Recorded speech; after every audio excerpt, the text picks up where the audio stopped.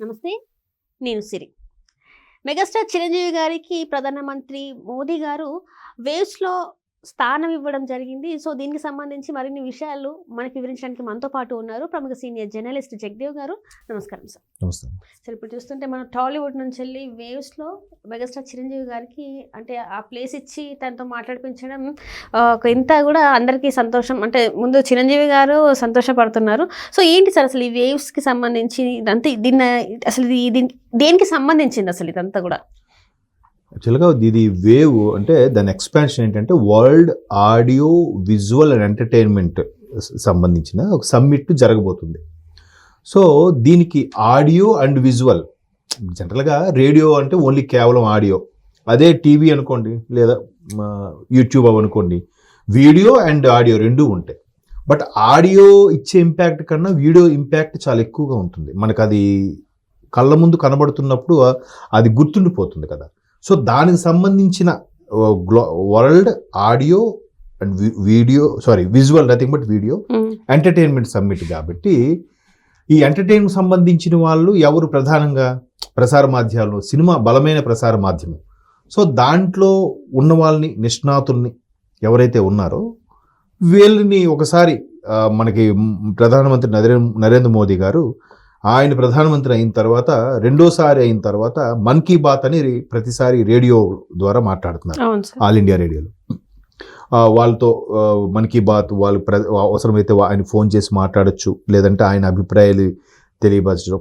దాన్ని చాలామంది కోట్లాది మంది వింటున్నారు కూడా రేడియో ద్వారా, ఈవెన్ ఎఫ్ఎం వాటిల్లో కూడా టెలికాస్ట్ చేసేలాగా చేస్తున్నారు. సో ఇప్పుడు ఏంటంటే ఆయన ఒక గ్రూప్ సంథింగ్ జూమ్ కాల్ లాగా, Google Duo or zoom call టైప్లో ఒక ఇలాంటి ఎంటర్టైన్మెంట్కి సంబంధించి ప్రసార మాధ్యమాలకు సంబంధించిన వాళ్ళు ప్రముఖులతో ఆయన లైవ్లో మాట్లాడడం జరిగింది. అందులో మన చిరంజీవి గారు ఒకరు, ఈవెన్ నాగార్జున గారు కూడా ఉన్నారు అందులో.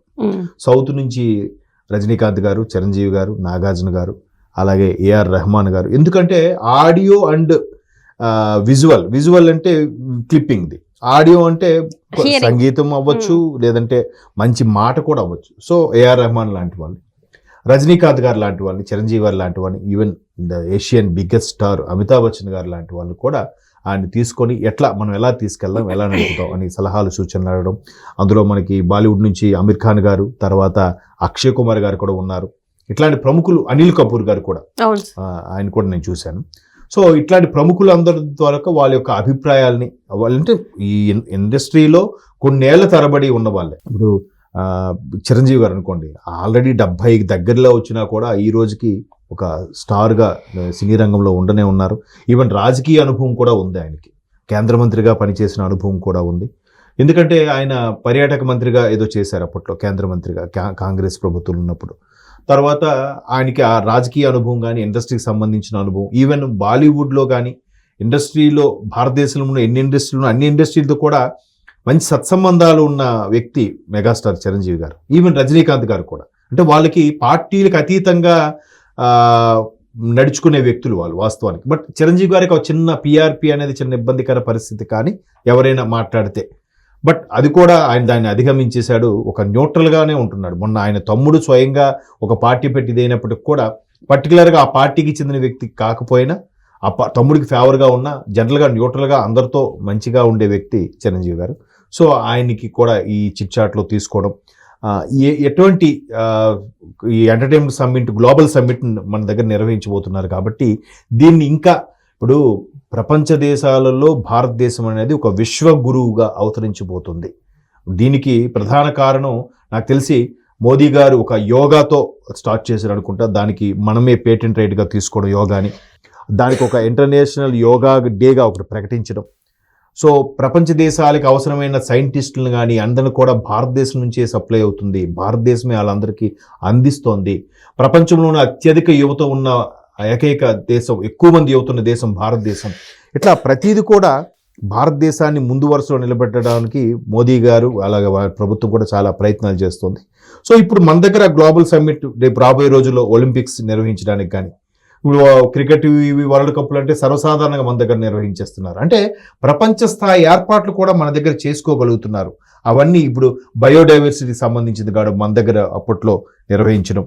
సో ఇలా ఒక్కొక్కటి కూడా మోదీ గారి ప్రభుత్వం వచ్చిన తర్వాత నిర్వహిస్తున్న నేపథ్యంలో దీన్ని ఇట్లాంటి కళాకారుల్ని, నిష్ణాతుల్ని వాళ్ళ సలహాలు సూచనల మేరకు ఇంకా ఏ విధంగా చేస్తే బాగుంటుంది, ఎలా ముందుకు తీసుకెళ్తే బాగుంటుంది, దానికి వీళ్ళని ఒక మెంబర్స్గా యాడ్ చేసి వీళ్ళని తీసుకొచ్చి ఒక వాలంటీర్గా వాళ్ళ హెల్ప్ని, వాళ్ళ సజెషన్స్ కూడా గవర్నమెంట్ ఫాలో అయ్యేలాగా. అంటే చూడండి, అంటే నరేంద్ర మోదీ గారి యొక్క ఆలోచన విధానం ఎలా ఉంటుందంటే, ఇక్కడ ఏముంది పెద్ద చిరంజీవి గారు పిలిచి మాట్లాడాడు అయితే కాదు, ఒక్కొక్క భాష నుంచి, ఒక్కొక్క ప్రాంతం నుంచి, ఒక్కొక్క కళ నుంచి పిక్ చేసి వాళ్ళందరినీ కూడా ఒక మంత్రముగ్ధులు చేసేలా చేస్తున్నాడు ఆయన. మొన్న కేసీఆర్ గారు సోదరు ఎవరో చనిపోయారు, దానికి ఆయన లేఖ రాశాడుగా, మీరు అబ్జర్వ్ చేశారా? ఆయనకి మాజీ ముఖ్యమంత్రి సోదరి చనిపోతే సంతాపం తెలపాలని ఏముంది బిజీ లైఫ్లో? అదే అక్కడే మోదీ ఒక చిన్న విషయాన్ని కూడా చాలా చక్కగా, ఆ తర్వాత ఢిల్లీలో ఒక పుస్తక ఆవిష్కరణకు సంబంధించి అక్కినేని నాగేశ్వరరావు గారి సందర్భం వస్తే ఆయన గురించి మాట్లాడాడు. అసలు ఒక దాన్ని ఏమంటే యాక్టింగ్ డిక్షనరీ లాంటి వ్యక్తి అన్నట్టుగా ఏఎన్ఆర్ గారి గురించి, మన ఏఎన్ఆర్ గురించి పోయాడు. ఎంత గొప్పగా ఉంది, ఒక తెలుగు వాళ్ళందరికీ కూడా మన ఏఎన్ఆర్ గారి గురించి ఇంత గొప్పగా చెప్పారు. ఎవరు? సాక్షాత్తు ప్రధానమంత్రి నరేంద్ర మోదీ. సో అట్లాగా ఈయన ప్రపంచ గ్లోబల్ సమ్మిట్ నిర్వహించాలంటే ముందు మన భిన్నత్వంలో ఏకత్వం ఉన్న మన భారతదేశాన్ని ముందు కలుపుకు వెళ్ళాలి కదా. ఇన్ని భిన్న భాషలు, విభిన్న రకాల జాతులు, విభిన్న రకాల సంస్కృతులు, వీటన్నిటినీ ఒక తాటి మీద తీసుకురావడం ఎంత కష్టమైన పని. బట్ దాన్ని చాలా సింపుల్గా చేశాడు. ఫస్ట్ స్వచ్ఛ భారత్ అన్నాడు, దానికి కూడా సింపుల్గా మహాత్మా గాంధీ స్పెటికల్స్ని లోగోగా పెట్టి చేశాడు. ముందు మన ఇల్లు తుడుచుకోవాలి, మన ఇల్లు మనం క్లీన్ చేసుకుంటే తర్వాత ప్రపంచానికి మనం చెప్పొచ్చు అని. తర్వాత మేక్ ఇన్ ఇండియా అన్నాడు.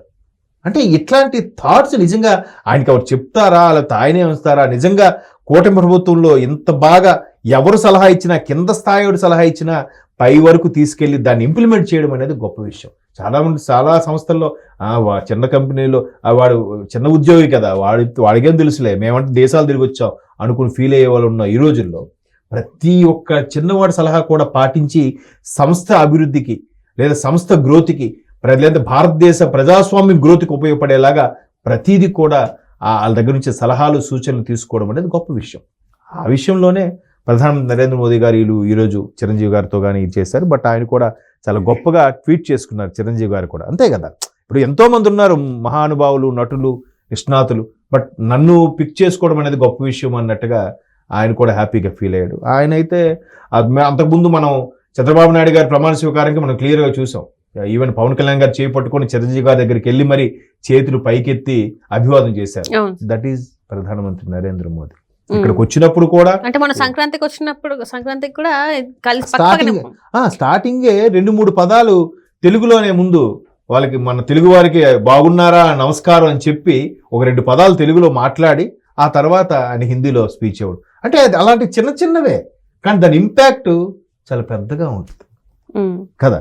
సో ఎప్పుడైనా సరే చూడండి, మన ఇప్పుడు ప్రపంచ గ్లోబల్ సమ్మిట్ అంటే ప్రపంచ స్థాయిలో ఉండే వాళ్ళందరూ కూడా ఇక్కడికి వస్తారు. ఆడియో విజువల్ ఎక్స్పర్ట్స్ అందరూ, వాళ్ళందరికీ కూడా మనం ఆతిథ్యం ఇచ్చినప్పుడు ఎప్పుడైనా సరే చూడండి, మన దగ్గర అంత ఇంపాక్ట్గా ఆడియో విజువల్ లేకపోవచ్చు, దానికి సంబంధించిన నిష్ణాతులు కూడా లేకపోవచ్చు, బట్ వాళ్ళకి రిసీవింగ్, మనం ప్రేమతో ఆహ్వానించడం. ఇప్పుడు షాప్కి వెళ్ళారు, అక్కడ వాడి కలర్స్ నచ్చకపోయినా వాడి రిసీవింగ్ బాగుంటే అది ఏదో ఒకటి తీసేసుకోవాలనిపిస్తుంది, అది కదా.